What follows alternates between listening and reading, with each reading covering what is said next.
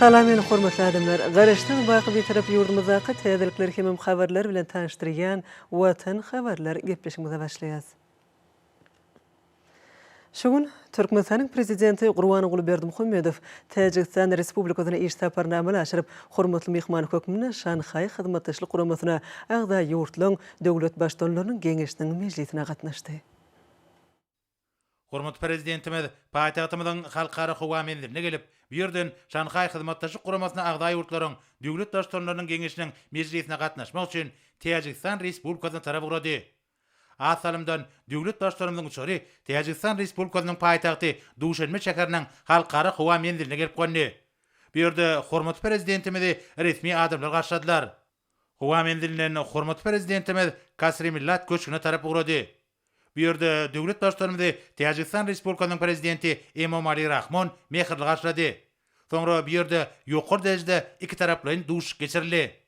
Dozukly döwletleriň başdanlary ýene-de duşmaga hem-de ikçak söhbetleşikde iki taraplaryň gatnaşyklaryň şol sanyna halkara guramalaryň çäklaryna hyzmatdaşyň geljegine ara alyp maslahatlaşmagy dören mümkinçiligi kanagatlanma bildirdiler. Hormat prezidentimiz Şanhay hyzmatdaşlyk guramasynyň agda döwletleriniň başdanlarynyň sammitine hormatly mehman hökümine gatnaşmak maksady bilen Duşanbe gelmek baradaky çakyryk üçin Täjik kardeşine tagwursyny aýdyp, mehmançyllyk we mehirli kabul edişlik, göwün açyklyk hem-de Täjikistanyň başçylyk etmegindäki bir möhüm çäranyň ajaýyp guralanlygy üçin minnetdarlyk bildirdi. Söhbetdeşleri duşuň çäklaryny iki taraplaryň görnüşde bolşýaly. Tewitliň görnüşde de üstünlikli ösdürilýän Türkmen Täjik hyzmatdaşlygynyň ileri tutulýan ugurlary boýunça pikir alşdylar.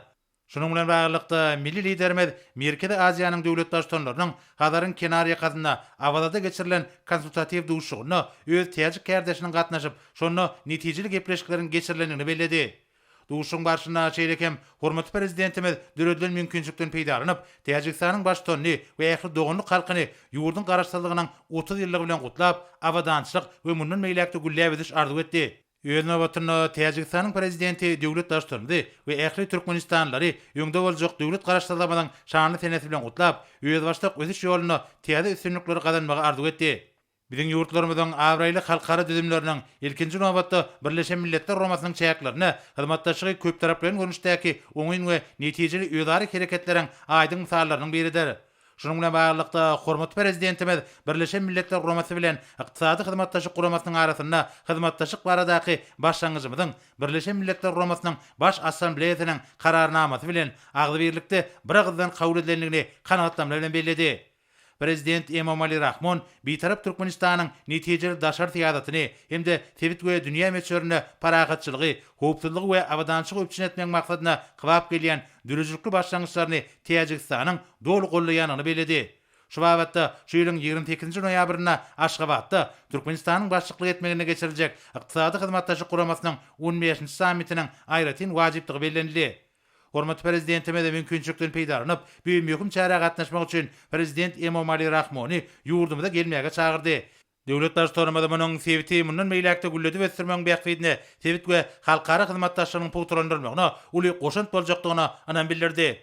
Täjik lideri dostlukly Türkmenistana gelmäge çakylyk üçin tüýs ýürekden hoşallyk bildirip, iki taraplaryň derejede we umuman tebitde öýdara düşünmek we gollamak ýagdaýyny döretmek üçin ören möhüm şert hökümini, ykdysady hyzmatdaşlyk guramasynyň çäklaryny, köp taraplaryň döwletara hyzmatdaşlygyny öňe ilerletmek işini hormatly prezidentimiziň eýleýän işiň orny belledi. Duşuň ahyryna hormatly prezidentimiz Türkmenistanyň diýip bolan dostluk we hoşnýetli goňşulyk gatnaşyklaryna agrarlydygyny ýene dergedek tasdiqlap, prezident Emomali Rahmony bir jan saglyk, awadançylyk hem-de Şanhay hyzmatdaşlyk guramasynyň ýubiley sammitiniň üstünlikli geçirilmegini arzu etdi.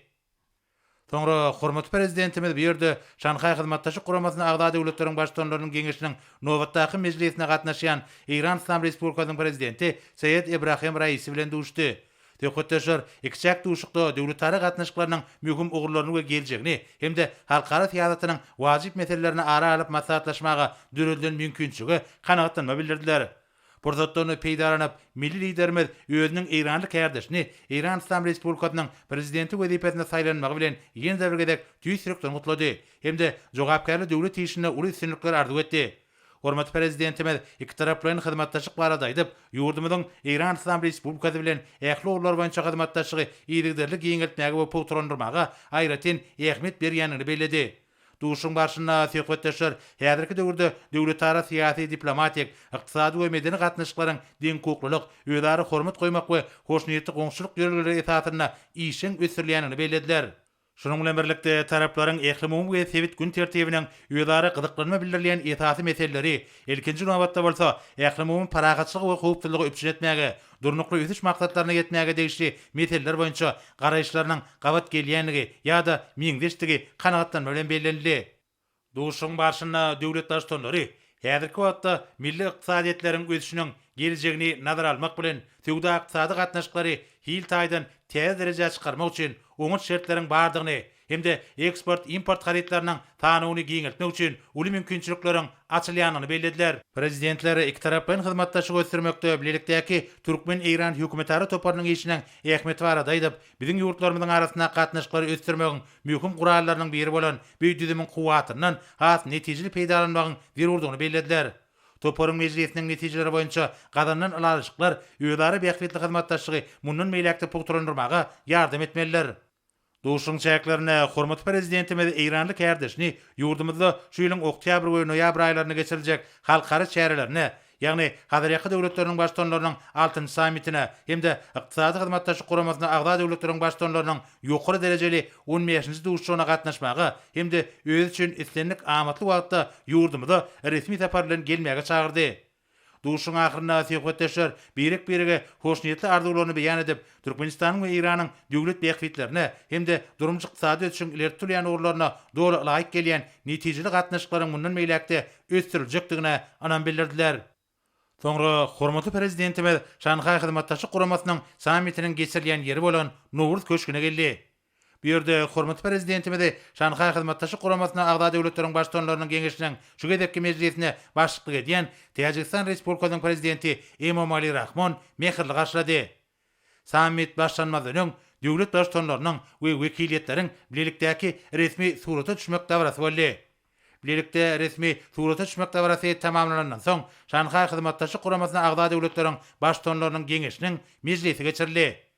Täjikistan Respublikasynyň prezidenti Emomali Rahmon duşugy açdy hemde forma gatnaşçylara söz berdi. Sammitiň başynda hormatly prezidentimiz çykyş etmek bilen şeýle diýdi. Уважаемый господин председатель, уважаемые главы и члены делегации, прежде всего позвольте поблагодарить организаторов нынешнего заседания Совета глав государств, членов Шанхайской организации, сотрудничества за приглашение принять участие в этой важной и представительной встрече в качестве почетного гостя. Выражаю признательность президенту Республики Таджикистан, уважаемому Эмомали Рахмону, за гостеприимство и теплый прием, радушие и прекрасную организацию саммита. Хотел бы также искренне поздравить всех участников с юбилеем организации. За прошедшие 20 лет она превратилась в крупное, авторитетное межгосударственное объединение, получившее заслуженное признание и уважение в мире, оказывающее мощное конструктивное воздействие на ход и характер как глобального, политического и экономического развития. Для Туркменистана отношения ШОС являются важным направлением стратегии международного партнерства, которое базируется на приверженности широкой географической и структурной диверсификации наших внешних связей. Мы заинтересованы и уважительно относимся к деятельности Шанхайской организации сотрудничества, осознаем значительный потенциал нашего сотрудничества в энергетической, транспортной сферах, в торговле, инвестициях, промышленности, агрокомплексе и в сфере высоких технологий и инноваций. Немаловажно и то, что страны, входящие в эту организацию, являются и давними традиционными партнерами Туркменистана, его соседями и друзьями, и потому развитие отношений ШОС мы рассматриваем в органичной связи как поступательным ходом двухстороннего партнерства, так и с общей направленность своего участия в мировых и континентальных делах. В этом контексте Туркменистан высоко ценит конструктивную и ответственную позицию, которую занимает Шанхайская организация сотрудничества в вопросах упрочения мира, глобальной стабильности и безопасности, противодействием современным вызовам и угрозам.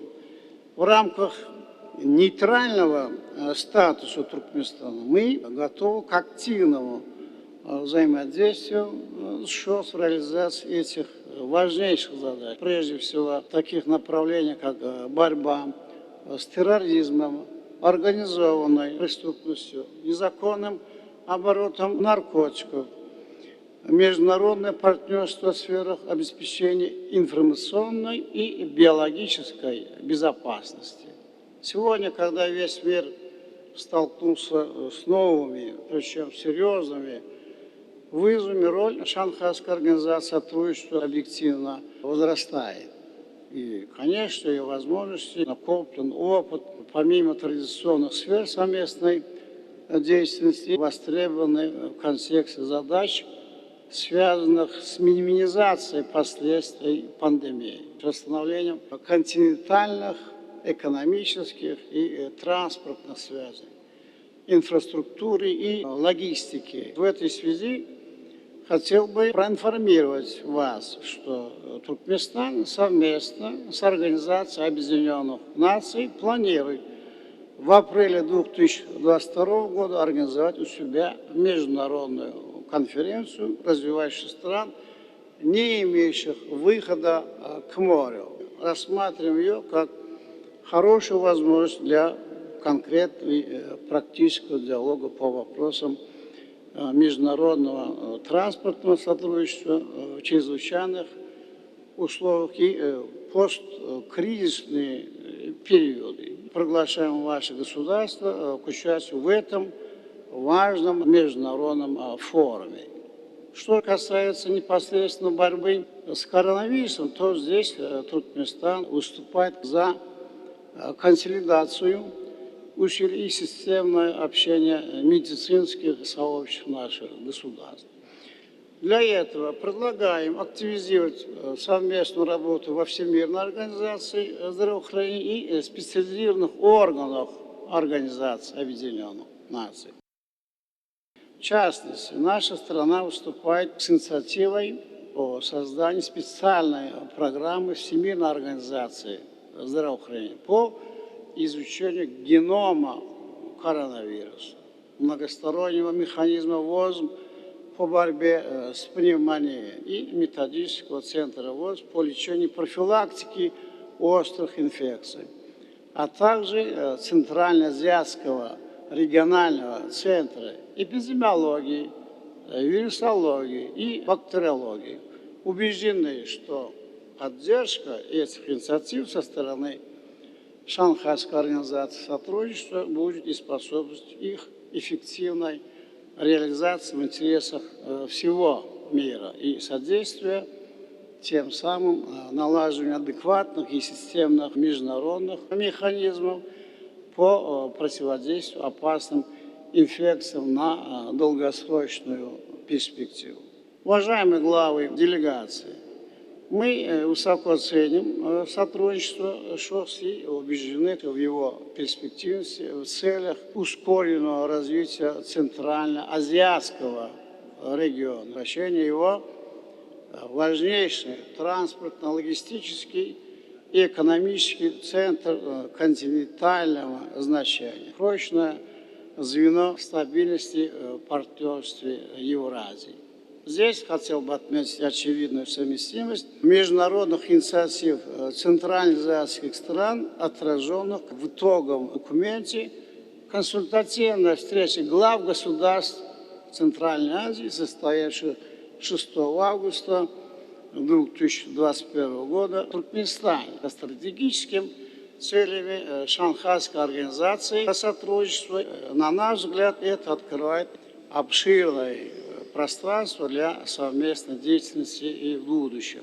Вот в данном контексте значимым шагом стала поддержка со стороны государств, участников ШОС, проекта резолюции Генеральной Ассамблеи ООН укрепления регионального и международного сотрудничества в целях обеспечения мира, стабильности, устойчивого развития в Центральноазиатском регионе. Этот документ Туркменистан намерен инициировать в ходе 76-й сессии Генеральной Ассамблеи. Уважаемые участники, со всеми государственными членами, наблюдателями, партнерами по диалогу ШОС Туркменистан связывают тесные исторические узы, многолетние партнерские связи, основанные на дружбе, добрососедстве, равноправии, взаимном уважении. Убежден, что такой характер двухсторонних отношений служит и мощным дополнительным фактором нашего взаимного сближения на понятных и открытых принципах налаживания компетентного, профессионального диалога, перехода к выработке перспективных направлений моделей партнерства. Этому способствует и наличие у наших стран мощной, ресурсной, производственной базы, выгодной и географическое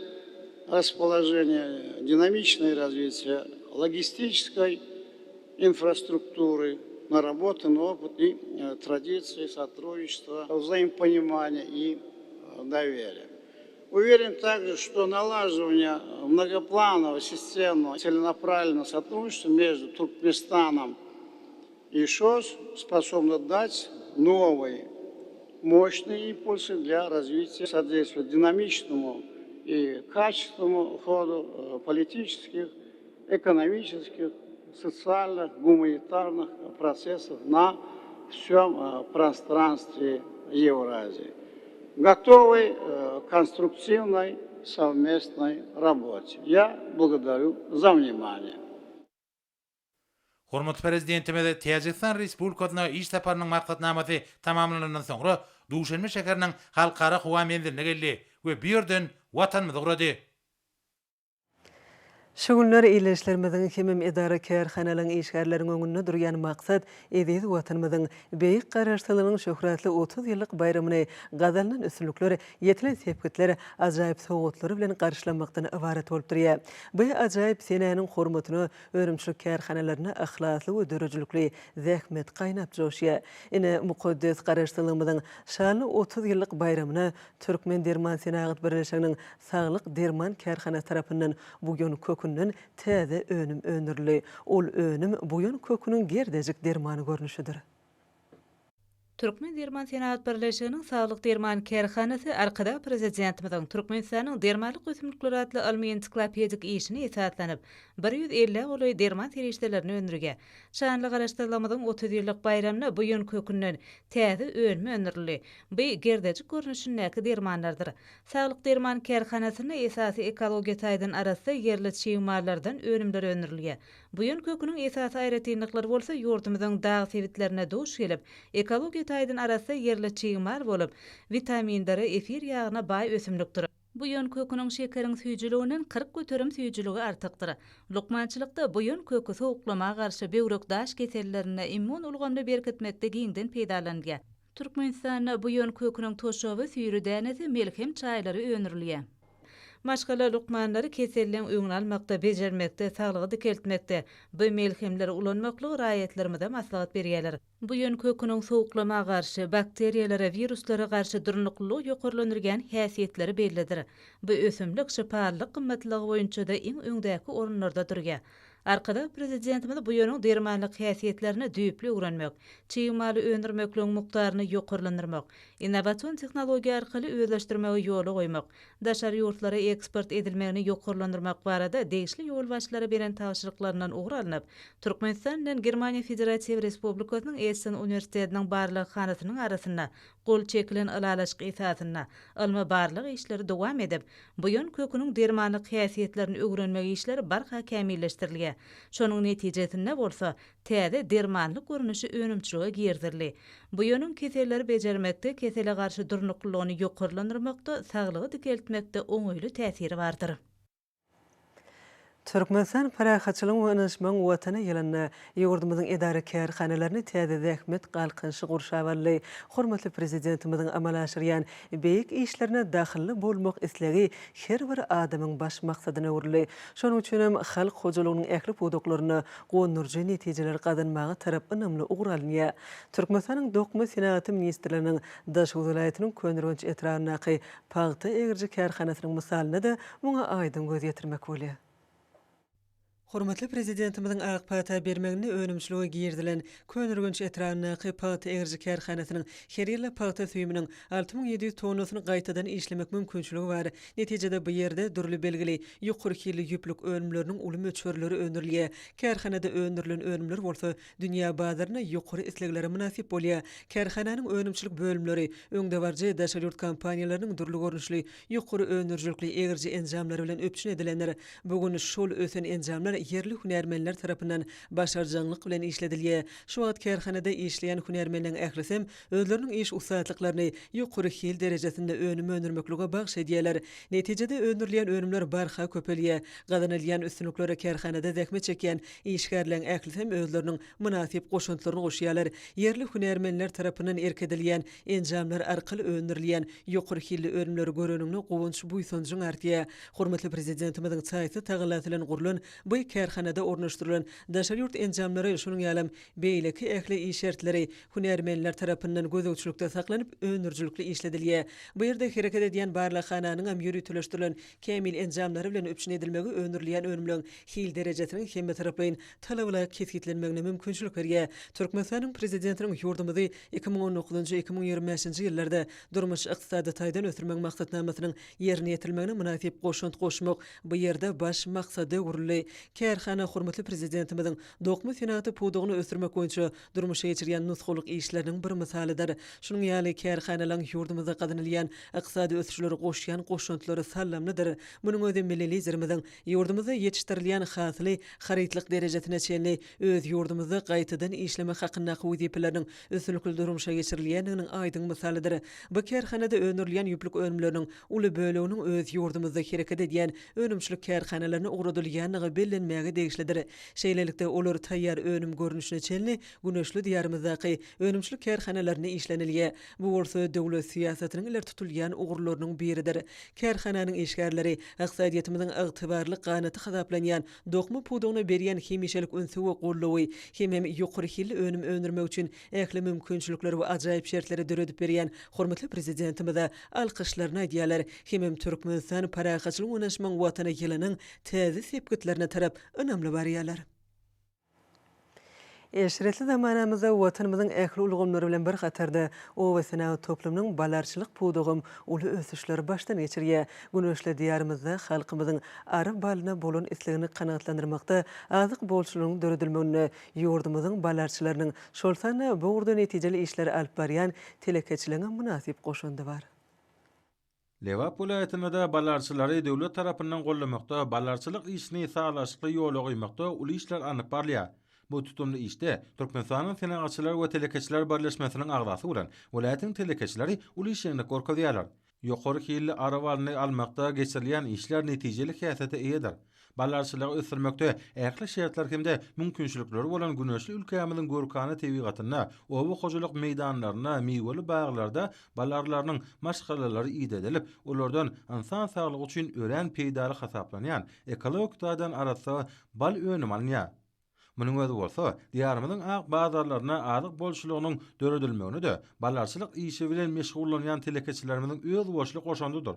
Çünki arwaly ýokunmak hem siňitli müşteriler tarapyndan islegil önümdir.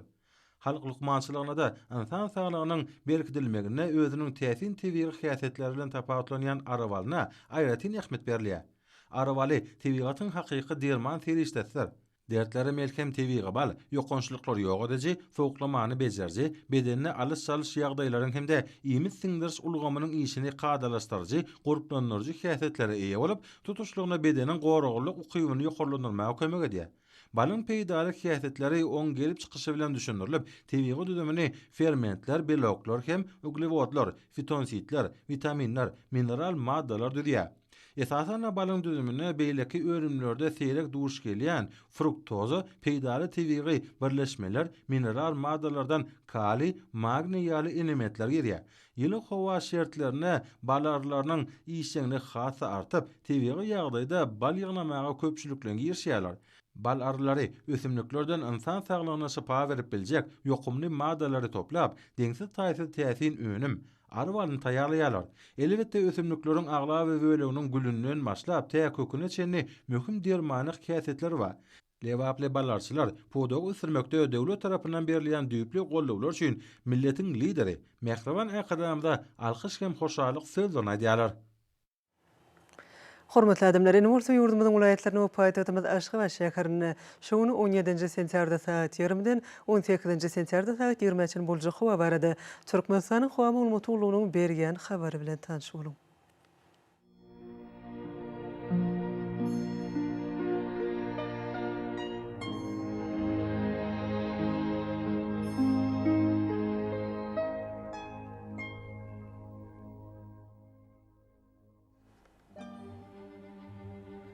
Balkan vilayetine ötküp duran bulutly howa bolup demlady günatardan tele sekundda 9-14 metr etýän şemal ösür. Howa gejesine 17-20 gradus maýl, gündüzüne 28-33 gradus maýl bolar.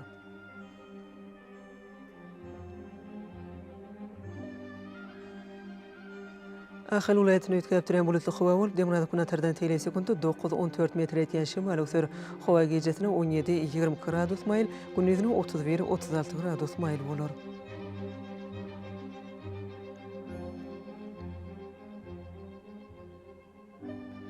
Mara vilayetine az bulutly howa bolup demlady günatardan tele sekundda 9-14 metr etýän şemal ösür. Howa gejesine 14-19 gradus maýl, gündüzüne 32-37 gradus ysy bolar.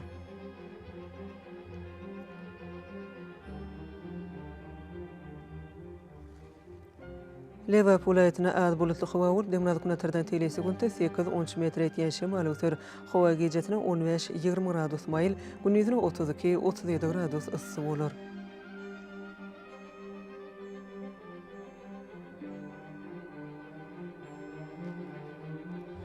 Daşan vilayetine ötküp duran bulutly howa bolup demlady günatardan tele sekundda 8-13 metr etýän şemal ösür. Howa gejesine 12-17 gradus maýl, gündüzüne 28-33 gradus maýl bolar.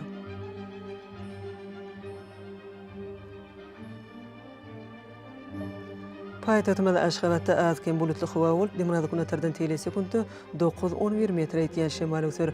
Howa gejesine 20-22 gradus maýl, gündüzüne 31-33 gradus maýl bolar.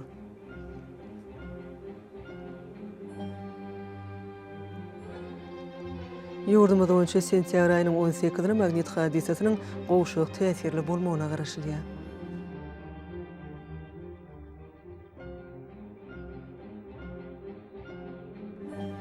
Edil vatandaşlar güýz pasylyna günüň dowamyna howanyň derejesiniň üýtgeýäniňi nazar alyp, pasylyň aýry tynyklaryna laýyklykda geyinmegi, şeýle-de häzirki wagtda howada tuzun bölejikleriniň gadadan 7 götürüm artmagy bilen baglaşykly howa şertleriniň adamyň bedenine ýetirip bileýjek oňuýsuz täsirlerini öňüne almak maksady bilen agyz burun örtügini ulanmaklygy maslahat berýär. Mehriban ilişler, bulary berja etseňiz ýylyň eslenlik pasylyna öz saglygyňyzy gorap bilersiňiz. Mehriban adamlar şuňdan watan habarlar gepleşigimiz jemleýäs. Berkarar döwletimiziň bagtyarlyk döwrüne ata watany Türkmenistan ekli wagtlarda ötüşleri betlenýär. Ekli ötüşlüň özeninde bolsa halkyň bekfidi bar. Çünki biziň ýurdumyzda döwlet adam üçindir. Hoş wagtyňyz.